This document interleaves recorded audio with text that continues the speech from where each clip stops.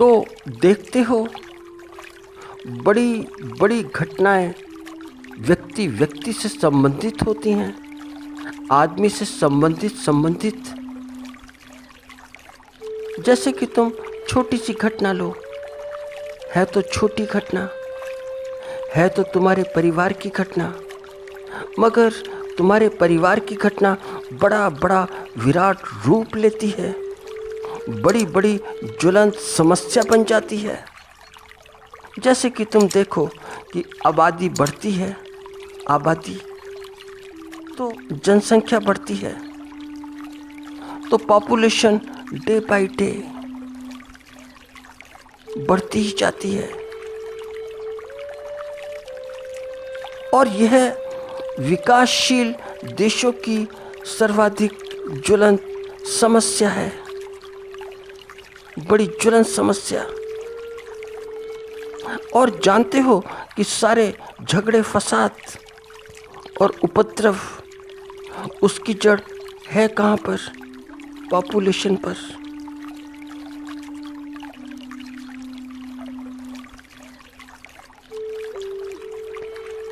और पॉपुलेशन बढ़ती ही जाती है, तो परिवार पॉपुलेशन को बढ़ाता ही जाता है, समाज बढ़ाता ही जाता है, देश बढ़ाता ही जाता है। तो वह समाज, वह देश कि जिसके पास पेट भरने तक का अन्न ना हो, ठीक से उपलब्ध ना हो, वह आगे के संबंध में क्या सोचेगा? वह क्या सोच सकता है, क्या कर सकता है? कि जिसका शरीर भूखा प्यासा हो, कि जिसका पेट भूखा हो, तो भूखे पेट भजन नहीं होता, भूखे पेट हरि का नाम नहीं लिया जाता, भरे पेट ही लिया जाता है। जब पेट भरा हो, जब शरीर तृप्त हो। शरीर तो अतृप्त भूख से। और नाम लो भगवान का, तो भजन करो भगवान का। यह तो और जनसंख्या नियंत्रण बड़ा ज़रूरी है हर परिवार के लिए, समाज के लिए, देश के लिए। मगर आदमी इतना विक्षिप्त है, इतना विक्षिप्त, इतना पागल कि संसाधनों में भी राजनीति को, जो पॉलिटिक्स है, उसे ले आता है, राजनीति ले आता है।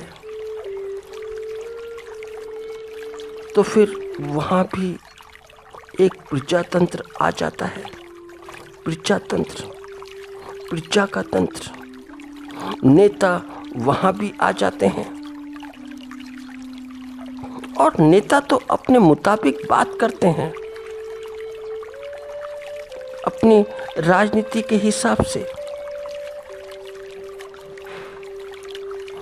और जानते हो चोरी चकारी क्यों होती है? ठगी, डकैती, ये सब फ्रॉड, बैंक के सारी ऑनलाइन 420। तुम ऐसे किसी आदमी से कभी बात करना जो इस खेल में बड़ा निपुण हो, जो इस जगत का बड़ा माहिर हो। मेरी 2-4 लोगों से बातचीत हुई तो मुझे लगा कि वह मजबूर है। वह आवश्यक रूप से मजबूर ही मिलेगा। मजबूर इसलिए मिलेगा क्योंकि पूरा परिवार है, बीवी बच्चे हैं, माँ बाप हैं, बहन भाई हैं। क्या करेगा? क्या करे? और जो ठीक करना चाहता है तो ठीक संसाधन उसके पास में उपलब्ध नहीं है। ठीक संसाधन एकदम अनुपस्थित है। और यदि ठीक संसाधन व्यक्ति को ना मिले तो फिर यह सब किया जाता है कि जो नहीं किया जाना चाहिए। और सबके मूल में एक ही बात है, पॉपुलेशन, जनसंख्या वृद्धि। तो जैसी जनसंख्या वृद्धि एक वैश्विक समस्या है, वैसी ही और बहुत हैं, जैसे कि पर्यावरण के लो, यहाँ भी बड़ा प्रदूषण है और इसका जो असर है वो देखा जाता है, मगर अभी ठीक से देखा कहाँ है। भगवान ना करे कि देखने को मिले ऐसा असर। मगर भगवान के चाहने ना चाहने से क्या होता है? कुछ भी नहीं होता। होता तो वही है जो आदमी चाहता है। जैसा आदमी चाहता है, आदमी वनों को काटना चाहता है, जंगलों को काटना चाहता है, तो जंगल के जंगल खाली हो जाते हैं। तो जंगल खाली हुए तो जो पशुओं की जातियां हैं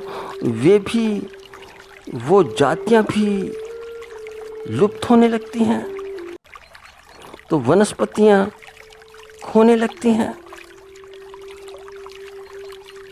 जातियों की जातियां ही विलुप्त हो जाती हैं। और जब वनस्पति जाति विलुप्त हो जाती हो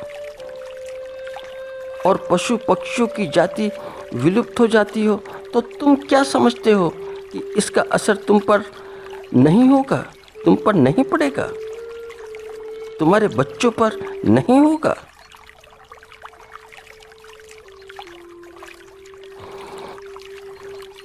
तो करो विनाश, उजाड़ो वन संपदा सारी की सारी, फिर कर दो विनाश वृक्षों का, वनस्पतियों का। जमीन से अंदर पेट्रोल निकालो, क्रूड ऑयल को निकालो, डीजल पेट्रोल सब फूको।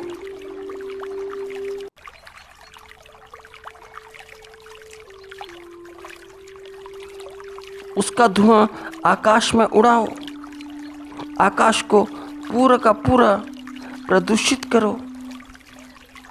यह सब तुम अपने हिसाब से करते रहो, मगर बात फिर भगवान पर छोड़ दो, अस्तित्व पर छोड़ दो कि जो अस्तित्व करेगा ठीक करेगा। वह क्या ठीक करेगा, कैसे ठीक करेगा? वह तो बहुत दूर की बात है, वहाँ की तो बात छोड़ो। तो तुमसे तो सूरज ही नाराज है, चांद सूरज ही नाराज है। सूरज भी बड़ा क्रोधित है इस मनुष्य जाति से। तो सूरज भी बड़ा गुस्से से लाल है। तुम ऐसे मत समझना कि ऐसे लालिमा है सुबह की और शाम की। तो सूरज ने बोलना शुरू कर दिया है कि तुम गर्म रहो, बड़ा बहुत गरम, मैं थोड़ा सा ठंडा हो जाता हूँ, थोड़ा देख लूँ कि तुम्हारा स्वभाव क्या है, तुम्हारा कितना गरम स्वभाव है। तो गरम काम करो, सारे गरम। वनस्पतियों का लहू निकालो, बिल्कुल गरम। तो पशुओं को बेघर करो, क्योंकि जंगल काट लेते हो, वनों को काट लेते हो। तो सूरज कहता है कि तुम रहो गरम, मैं चला थोड़ा ठंडा होने। तो वैज्ञानिक कहते हैं कि जो मनुष्य के जो कृत्य हैं उसका असर सूरज के ऊपर भी पड़ने लगा है। कहते हैं, बात सच है तो पड़ेगा ही। और पड़ेगा इसलिए क्योंकि प्रकृति में सब कुछ एक दूसरे से संयुक्त है, जुड़ा जुड़ा है। यहाँ अलग कुछ भी नहीं। और ध्यान रखना कि जिस दिन सूरज ने जरा सा भी स्वभाव बदल दिया, जरा सा, थोड़ा सा ताप, थोड़ी सी अपनी गर्मी, जरा सी भी, तो जान लेना कि जमीन में रहने लायक नहीं बचोगे। सारा का सारा ज्ञान विज्ञान, सारा जो अनुसंधान है, धरा का धरा रह जाएगा, रखा का रखा रह जाएगा। कुछ भी करने के काबिल नहीं रहोगे।